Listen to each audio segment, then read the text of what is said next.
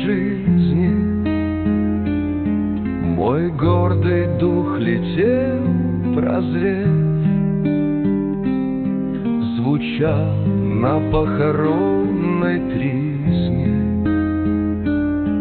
Печально сладостный напев, и в звуках этого напева на мраморный, склоняясь гроб, лобзали горестные девы мои уста и бледный лоб.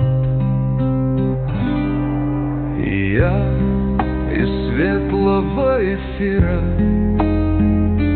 припомнив радости свои, опять вернулся в грани мира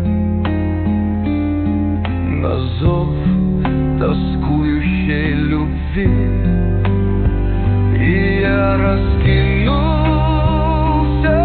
цветами, прозрачным блеском свой